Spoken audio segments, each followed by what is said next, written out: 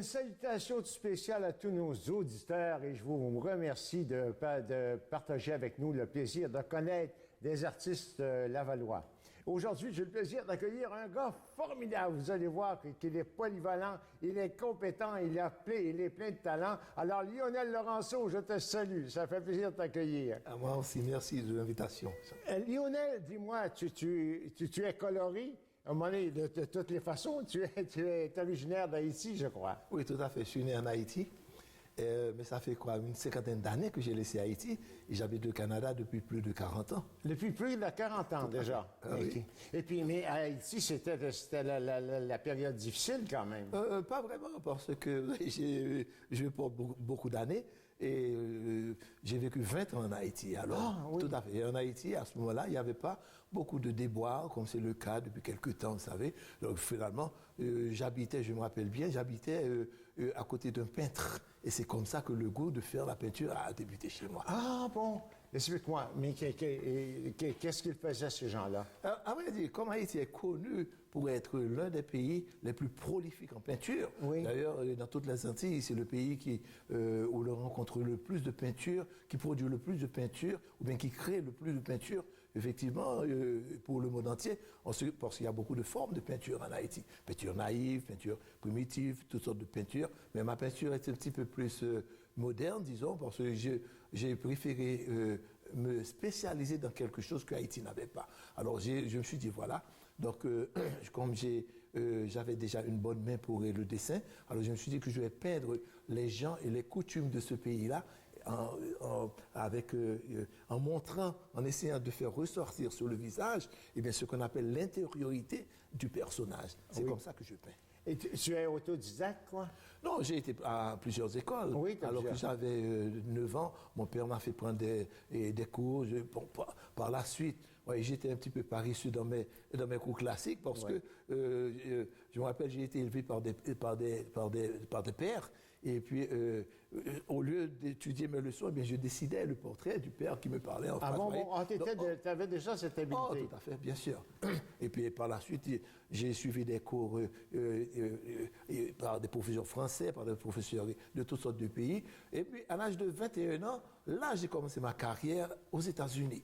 Ah bon? Tout à fait. Je travaillais à travers une vitrine. Mais quoi, tu avais les moyens de voyager à ce moment-là quand même? Vous aviez été assez fortuné chez vous? Disons que comme mon père était un haut gradé de l'armée d'Haïti, donc il a eu une carrière militaire, donc nous étions pas mal placés et nous avons eu la chance, comme disons à peu près 30% des Haïtiens, de poursuivre toutes nos études sans aucun problème, je veux dire. Donc, je m'estime fortuné parce que ce n'est pas tout le pays, comme vous savez, à peu près. Maintenant, il y a un taux de gens qui vont pas à l'école, à peu près 70% ou plus, vous comprenez. C'est ça. Mais alors, disons que à ce moment-là, j'étais à New York et puis on m'avait demandé de travailler à travers une vitrine. Et c'est comme là que j'ai débuté ma carrière en apprenant, parce que j'étais pas professionnel à ce moment-là, vous savez. Donc finalement, j'avais l'âge d'apprendre et j'ai été heureux de côtoyer les autres qui étaient très avancés et de découvrir des techniques qui étaient différentes. Mais il y a quelque chose qui a joué en ma faveur, parce que j'avais une touche différente, je venais de milieux différents, et les gens qui regardaient mes peintures trouvaient qu'il y avait, je ne sais pas, en fait, j'ai dit une touche. Et c'est par rapport à cette touche que ça m'a porté bonheur, parce qu'au bout de 6 mois, je me rappelle bien le propriétaire de la galerie, je lui dis, les gens veulent que j'aille travailler ailleurs pour eux. Il dit non. Lionel, reste ici, je vais commencer à vous donner la moitié de la galerie pour rester avec. Donc c'est comme ça que j'ai été fortuné, dès le début. C'était à Port-au-Prince, tu vivais à Port-au-Prince, je suppose? Oui, je suis né à Pétionville, qui est une ville principale à côté de Port-au-Prince. Oui, à Port-au-Prince. Oui, donc nous sommes de ce milieu-là. Est-ce que tu as la chance de retourner souvent? À vrai dire, je suis retourné, quand je suis retourné, il y a à peu près quoi, une trentaine d'années, peut-être 35 ans, pour commencer à faire ce que je voulais dans ma carrière, présenter des peintures différentes sous une présentation différente, une façon de faire différemment de ce qui existait en Haïti. Donc c'est ça qui a joué en ma faveur, parce que, comme j'ai dit tout à l'heure, j'ai un bon dessin à force de pratique, et puis j'ai eu une bonne instruction, une bonne formation, je ne veux pas dire classique, mais alors une bonne formation par rapport aux écoles d'art. Mais alors, à ce moment-là, eh bien, ça a cliqué du premier coup. Tous les gens venaient pour voir Laurenceau. Et à ce moment-là, 15 années consécutives, je devais présenter une exposition. Et c'est comme ça que j'ai fait ma réputation. Et je suis bien heureux parce que les gens m'ont adopté et puis ils m'appelaient le chouchou. Ben oui, t'es un chouchou à un moment donné. C'est ça que les dames me disent à un moment donné. Lionel, quand même. Ça nous rend jaloux, quand même. Non, c'est pas la personne, mais ce sont les peintures que les gens... Ah, bon. Maintenant, tu es connu à travers le monde. Tu as exposé en Europe et en Asie, un peu partout. Tu as de tes œuvres qui sont un peu partout, quand même. C'est intéressant. Enfin, ce qui est intéressant, c'est que c'est le plaisir que je prends à découvrir les gens qui reviennent partout. Et par la suite, j'ai dû apprendre plusieurs langues pour me faire connaître dans beaucoup de pays. Et j'ai beaucoup de plaisir à peindre les gens et les coutumes. J'ai eu beaucoup de plaisir d'une vingtaine de pays. Donc c'est comme ça que j'ai voyagé partout. Et puis que les expositions que je faisais en Haïti et ailleurs dans les pays respectifs, alors les gens venaient et découvraient, je ne sais pas, quand on regarde ma peinture n'est pas une peinture statique, ma peinture est une peinture qui révèle par des jeux de transparence un passé, un présent et un futur. Et c'est cette façon de vivre personnellement que j'ai, parce que quand j'observe quelque chose, vous savez, j'essaie d'observer dans les trois dimensions du temps et de l'espace. Et je transfère cette façon de voir, cette façon de penser à ma peinture. Et c'est ce que les gens trouvent intéressant dans mes peintures, parce que ils disent qu'il y a un jeu de transparence qui dévoile. Une fois, quelqu'un me dit, et Laurenceau, chaque jour, je prends mon café devant une de vos peintures chez moi avant d'aller au travail, et on dirait que chaque jour ou chaque semaine, je découvre une autre dimension dépendant de mon humeur. Alors je vous comprends bien, madame, parce que, à part le côté plastique, le côté facile que je donne, qui me sert d'approche aux spectateurs d'entrer dans ma peinture, je dévoile un côté philosophique, alors qui est un petit peu plus profond, et les gens le découvrent dépendant de leur humeur, n'est-ce pas? Et c'est ça qui fait que le spectateur se retrouve et se dévoile, communique avec ma façon de peindre. Je n'ai rien vu dans tes peintures. Il n'y a rien de pessimiste. C'est toujours optimiste. Tout ce que j'ai vu, les couleurs, beaucoup de couleurs. C'est toujours intéressant de voir ça. Vous savez bien, oui. Alors, écoutez, et ceux qui ne savent pas, tu as un studio magnifique chez toi qui est très inspirant aussi. Dans les pays que tu as visités, lesquels pays qui t'ont le plus influencé ou qui, c'est ça, qui t'inspirent davantage? À vrai dire, tous les pays m'influencent. Je suis attiré par ce qu'on appelle l'exotisme. Et à travers l'exotisme de chacun de ces pays, j'essaie de retrouver un point commun à nous tous.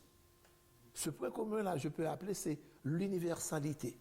Donc c'est pourquoi il y a des livres, il y a des films, il y a des montages qui sortent sur mes peintures que l'on appelle l'exotisme dans l'universalité, ou du moins l'universalité dans l'exotisme. Donc c'est une façon de peindre originale qui est propre à chacun et de retrouver le point commun, le commun de tous ces choses, une certaine aspiration qui est intellectuelle et aussi qui est universelle, qui est propre à chacun de nous. Ben oui. Un langage différent, mais toujours pour retrouver une même finalité. Tu as été récipiendaire de multiples prix un peu partout quand même. Peux-tu nous en énumérer quelques-uns? Il y en a un qui, je crois, à Montréal, qui est assez prestigieux quand même.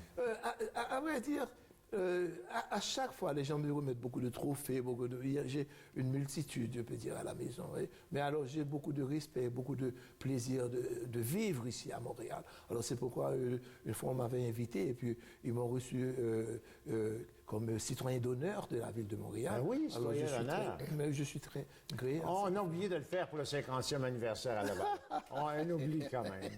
Je vous pardonne. Oui, mais on va trouver le moyen.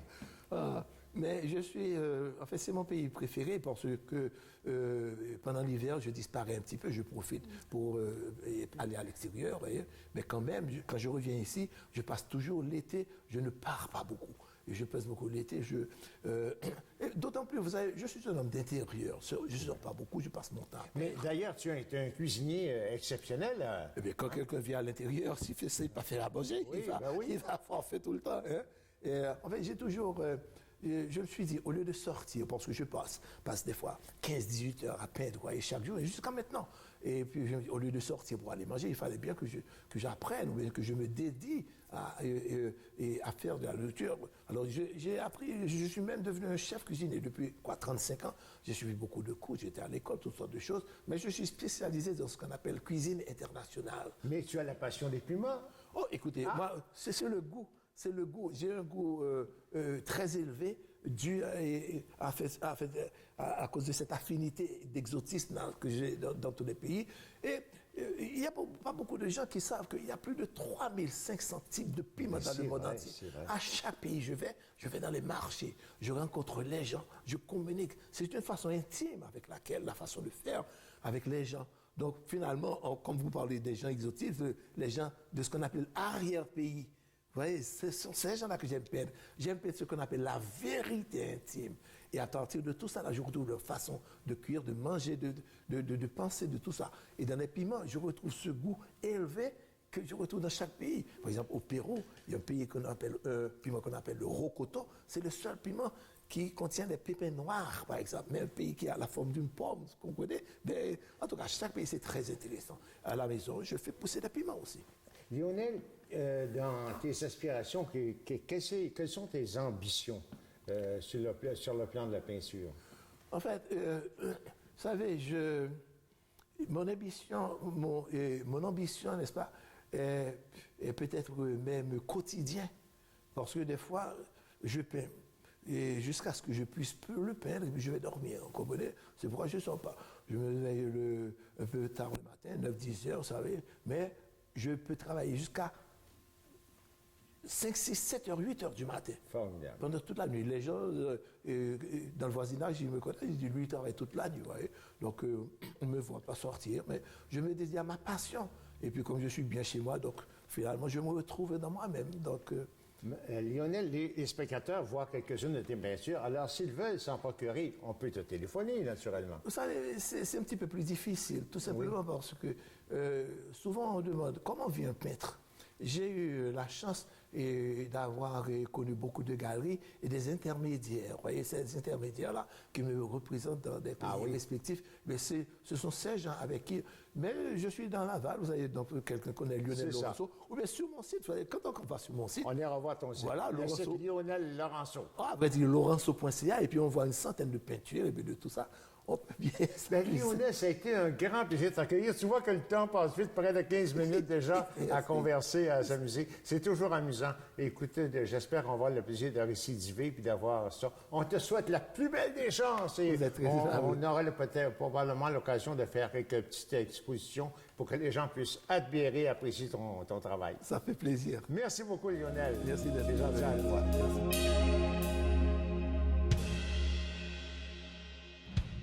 Et les amis, j'ai un invité extraordinaire à vous présenter aujourd'hui. Julie Mercure, tu es un produit de Laval, un produit pur de Laval. Tu es née à Laval. Oui, exactement, dans le quartier Vimont.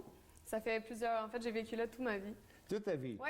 Tu as fréquenté les écoles dans le secteur aussi? Aussi, oui, partant des explorateurs, Odyssée des jeunes, Horizon Jeunesse, le parcours typique des Lavallois.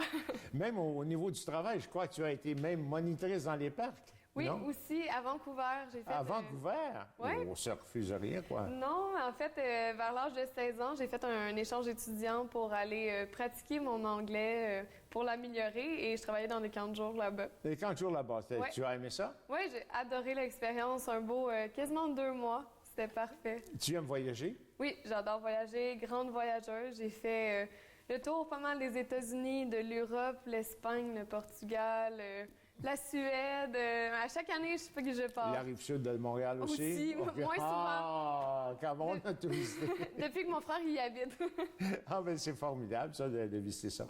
Écoute, tu as un cheminement extraordinaire. Je disais d'abord, je sais que tu as excellé un petit peu partout dans tes études. Tu as gagné des prix d'excellence. Ouais. Parle-moi un petit peu des prix d'excellence que tu as eus. Ah, ben, j'ai eu plusieurs bourses. En fait, je suis quelqu'un qui est très déterminée, persévérante. J'adore me fixer des objectifs, des défis et les atteindre. C'est vraiment ma personnalité, je dirais. Donc, j'ai toujours performé à l'université, au cégep.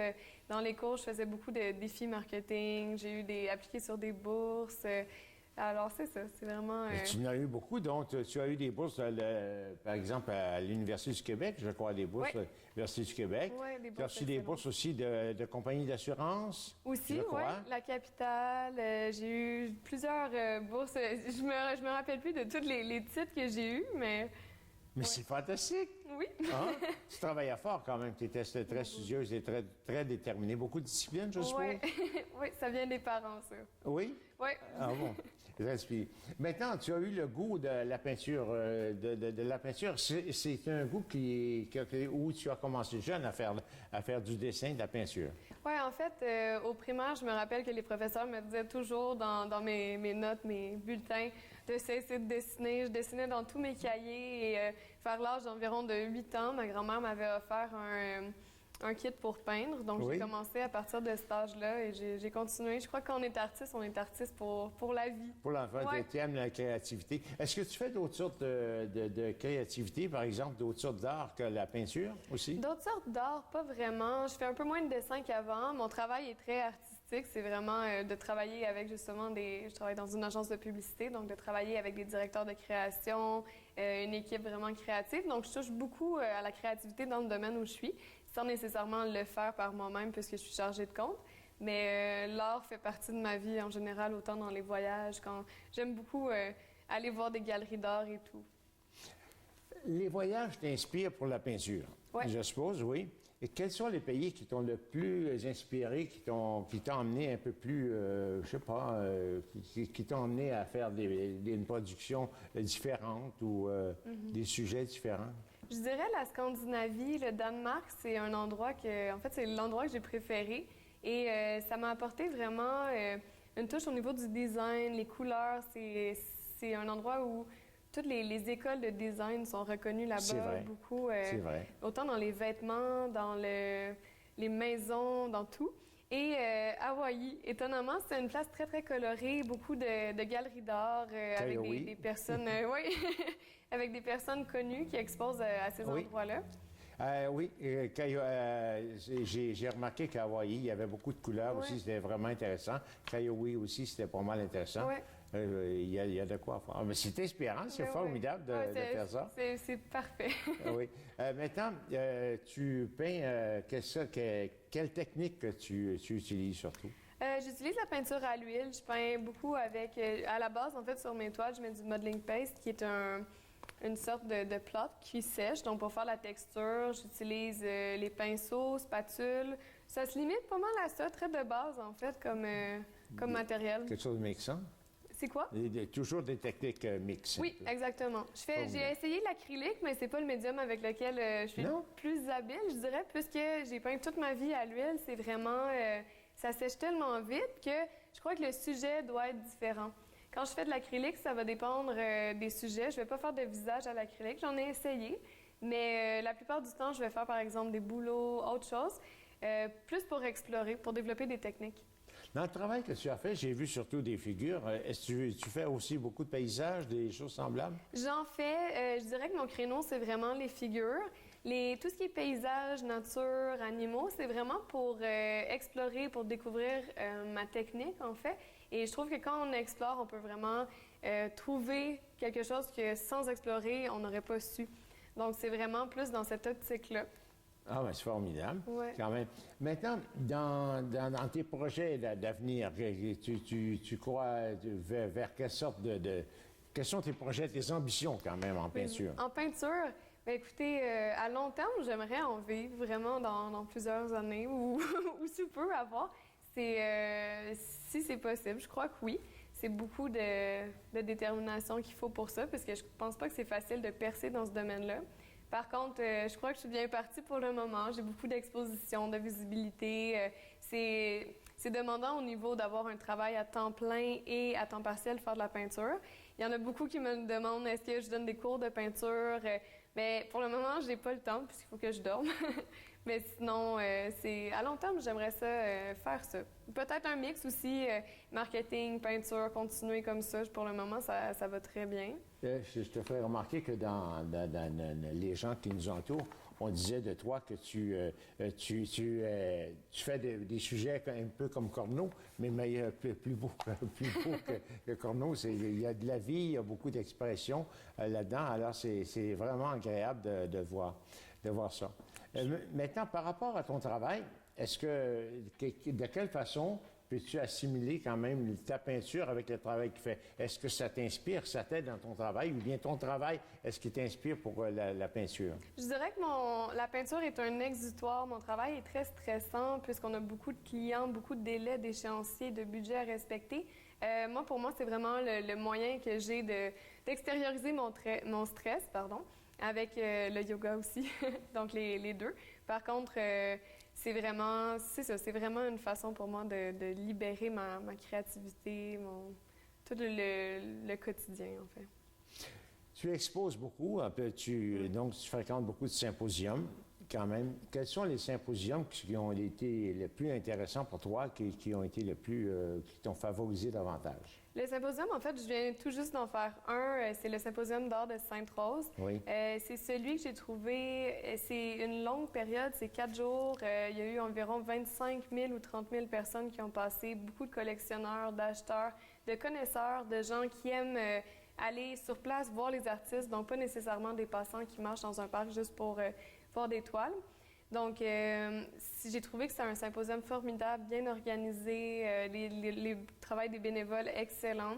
On avait nos petits repas, déjeuner, dîner, collation. C'était vraiment parfait. Et j'ai remarqué que les gens étaient très intéressés. Donc, posaient beaucoup de questions, surtout quand on peinturait sur place.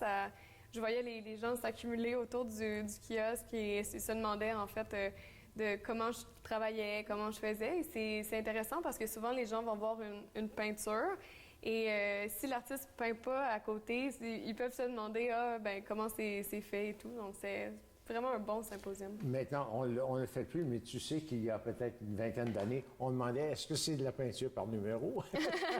Ça se peut. C'est drôle un peu de voir ça.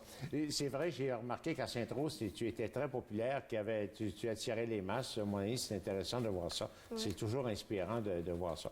Est-ce que les sujets que tu vas faire, est-ce que tu réponds à la demande du public ou tu fais uniquement ce qui t'intéresse? Je crois que je vais m'enligner plus vers ce qui m'intéresse. J'ai eu quelques contrats. C'est plus difficile puisque la créativité est restreinte.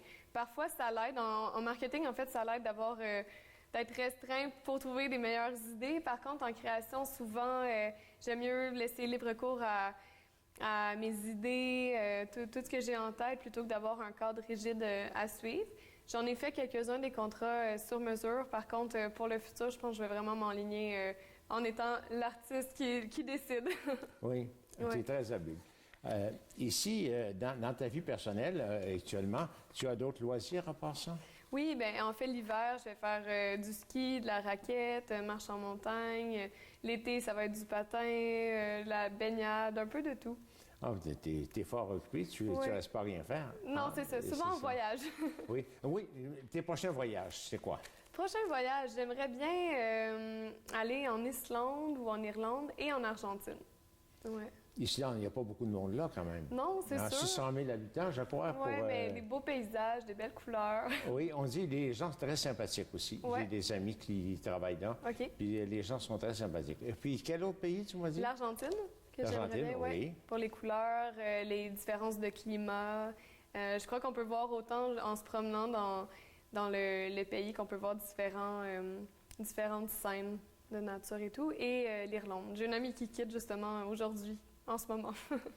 Est-ce que tu as l'intention de continuer d'autres études aussi? Je vois que tu as beaucoup de succès dans tes études. Oui. Tu as toujours des résultats à faire à une minute, à un moment donné. Est-ce que tu as l'intention de continuer tes études dans certains secteurs? Oui, peut-être. En fait, c'est quelque chose qui m'intéresserait. Je sais que quand j'ai terminé l'université, je me disais peut-être faire une maîtrise, mais j'aimais plus aller sur le marché du travail, voir, devenir plus une professionnelle de mon domaine, prendre de l'expérience pour par la suite savoir exactement vers où m'enligner. Parce que je crois que quand on fait une maîtrise, c'est un peu une carte de visite.